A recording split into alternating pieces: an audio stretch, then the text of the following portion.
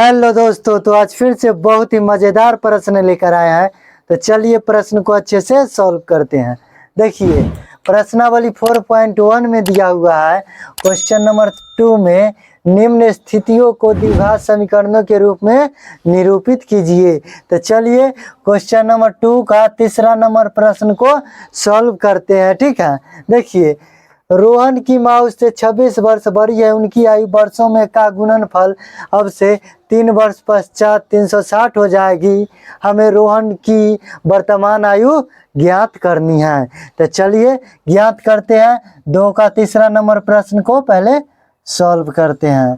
तो पहले क्या करेंगे, हल लिख लेंगे। ठीक है, अब देखिए क्या ज्ञात करना है हमें। तो रोहन की वर्तमान आयु ज्ञात करनी है। ठीक है, तो चलिए लिखेंगे माना कि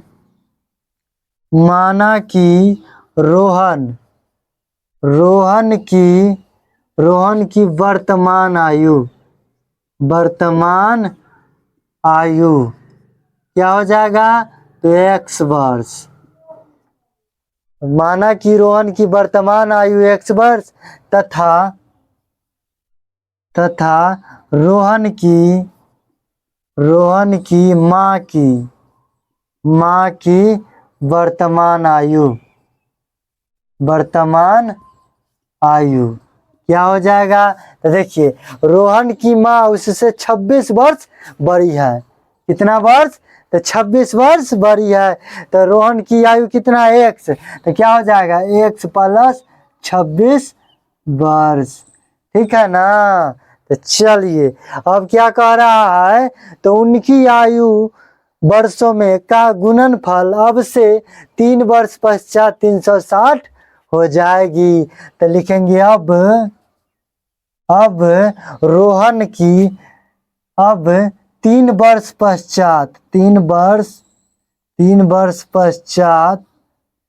पश्चात रोहन की आयु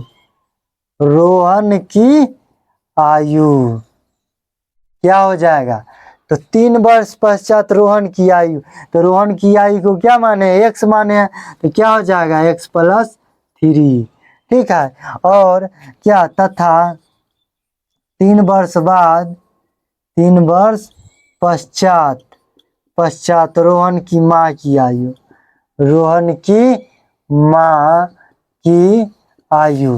क्या हो जाएगा, रोहन की माँ की आयु। तो क्या हो जाएगा, तो रोहन की माँ की आयु कितना है, तो x प्लस 26 वर्ष है। और कितना 30 वर्ष पश्चात यानी बाद, तो क्या हो जाएगा प्लस 3। तो क्या हो जाएगा x प्लस 26 और 3 29 यानी इतना वर्ष। ठीक है, अब लिखेंगे क्या, इसलिए प्रश्न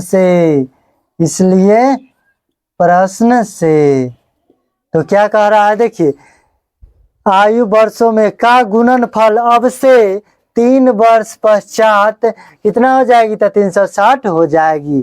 तो कीजिए x प्लस 3 इंटू क्या, x प्लस 29 बराबर कितना 360। ठीक है, अब इसको सॉल्व कर लीजिए। तो क्या हो जाएगा, x square plus 29x plus 3x plus 9 तिया 27 का 7 हासिल 2 6 2 8 बराबर 360। तो क्या हो जाएगा, x स्क्वायर प्लस 29 और 3 32x और प्लस कितना 87 माइनस 360 बराबर 0। तो देखिए x स्क्वायर प्लस 32x, अब घटा दीजिए। तो माइनस का ज़्यादा है प्लस का कम है, तो क्या होगा, माइनस होगा। तो 10 में से 7 गया 3, 10 में से 7 गया 3 और 15 में से 8 गया 7 और 2 तो है ये है इतना। देखिए x square plus 32x minus 273 बराबर 0। यही हमको क्या करना था, ज्ञात करना था। ठीक है, हमारा प्रश्न सॉल्व हो गया। अब चलिए दूसरा नंबर प्रश्न को सॉल्व करते हैं। तो उससे पहले क्या करेंगे, इसको मिटा देंगे। ठीक है, चलिए अब दूसरा नंबर प्रश्न की ओर बढ़ते हैं। ठीक है, देखिए अब कितना चौथा नंबर प्रश्न को सॉल्व करते हैं। ठीक है, देखिए पहले क्या करेंगे, हल लिखेंगे। हल लिखेंगे, देखिए एक रेलगाड़ी 480 किलोमीटर की दूरी पर समान चाल से तय करती है। यदि उसकी चाल 8 किलोमीटर प्रति घंटा कम होती तो वह उसी दूरी को तय करने में 3 घंटे अधिक लेती। हमें रेलगाड़ी की चाल को ज्ञात करना है। तो चलिए लिखेंगे क्या, माना कि रेलगाड़ी की चाल, रेलगाड़ी की चाल तो क्या मान लेंगे, तो x किलोमीटर प्रति घंटा। ठीक है, तो हम जानते हैं, लिखेंगे चूंकि समय बराबर क्या होता है, समय बराबर क्या होता है, तो दूरी बटा चाल होता है। क्या होता है, दूरी बटा चाल होता है। तो चलिए हम कंडीशन 1 से चलते हैं। देखिए एक रेलगाड़ी 480 किलोमीटर की दूरी समान चाल से तय करती है, ये हमारा फर्स्ट कंडीशन है। ठीक है, तो चलिए इससे चलते हैं। ठीक है, देखिए इसमें दूरी कितना है, तो 480 किलोमीटर। कितना है, 480 किलोमीटर। और रेलगाड़ी की चाल कितना है, तो x किलोमीटर यानी x। ठीक है, हमारा फर्स्ट कंडीशन हो गया। अब चलते हैं क्या, दूसरे कंडीशन से। ठीक है, देखेंगे पुनः समय बराबर क्या होता है, समय बराबर दूरी बटा चाल। तो दूरी कितना है, तो देखिए दूसरा, यदि उसकी चाल 8 किलोमीटर प्रति घंटा कम होती है तो वह उसी दूरी को तय करने में 3 घंटे अधिक लेती है। उसी दूरी यानी यही दूरी ना, उसी दूरी का मतलब क्या होता है, उसी दूरी का मतलब ये 480 किलोमीटर। तो दूरी कितना है, 480 और चाल, तो चाल में कितना 8 किलोमीटर प्रति घंटा कम हो जाता है। तो क्या माने हैं चाल को x, तो x माइनस क्या हो जाएगा, 8 हो जाएगा। ठीक है, 8 हो जाएगा। अब क्या करेंगे, तो इसलिए प्रश्न से देखिए क्या करे, यदि उसकी चाल 8 किलोमीटर प्रति घंटा कम होती है तो उसी दूरी को तय करने में 3 घंटे अधिक लेती है। तो कौन अधिक लेती है, ये अधिक लेती है। तो इसमें से ये क्या करेंगे, माइनस कर देंगे।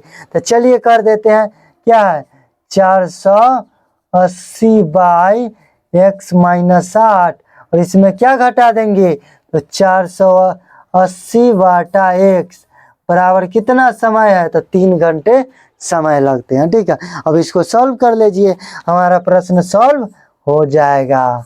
देखिए इसका एलसीएम कितना हो जाएगा, तो x इंटू एक्स माइनस 8। ठीक है, अब देखिए ये से कट जाएगा तो कितना बचेगा, 480 x माइनस x से x खत्म, तो क्या हो जाएगा 480 गुना क्या हो जाएगा, तो x माइनस 8 बराबर कितना है, तो 3 है। अब क्या करेंगे, तो इधर ही प्रश्न को सॉल्व करते हैं।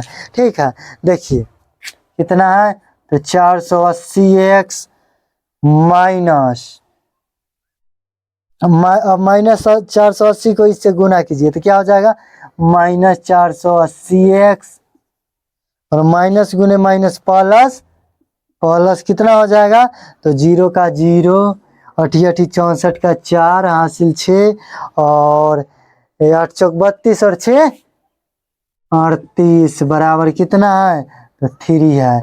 बाई कितना, तो इसको गुना कर दीजिए तो क्या हो जाएगा, एक्स स्क्वायर माइनस 8x, इससे प्लस माइनस खत्म। तो अब क्या बचा, तो देखिए क्रॉस गुना कर दीजिए, इतना बचा, क्रॉस गुना करेंगे तो क्या हो जाएगा, 3 into x square minus 8x बराबर क्या हो जाएगा, बराबर तो बराबर कितना है, तो 3840 हो जाएगा। ठीक है, क्रॉस गुना कर दिए। ठीक है, अब देखिए तो कटने वाला है कि ये 3 से ये कट जाएगा, 3 एकम 3, 3 दूना 6, 3 एकम 3, 3 दूना 6 और 8 3 24, 8 3 24 और 0 कितना आ गया, 1280। ठीक है ना, 1280। तो क्या हो जाएगा, एक्स स्क्वायर माइनस 8x, उधर प्लस में इधर आएगा तो माइनस 1280 बराबर शून्य। देखिए हमारा द्विघात समीकरण निकल आया। यही हमको क्या करना था, सॉल्व करना था। यही हमारा आंसर हो गया। देखिए कितने अच्छे से हमने प्रश्न को सॉल्व कर दिया है। अगर वीडियो अच्छा लगा हो तो लाइक करें, सब्सक्राइब करें और एक शेयर जरूर से जरूर करें। तो चलिए अब मिलते हैं नेक्स्ट वीडियो में, तब तक के लिए बाय बाय, धन्यवाद।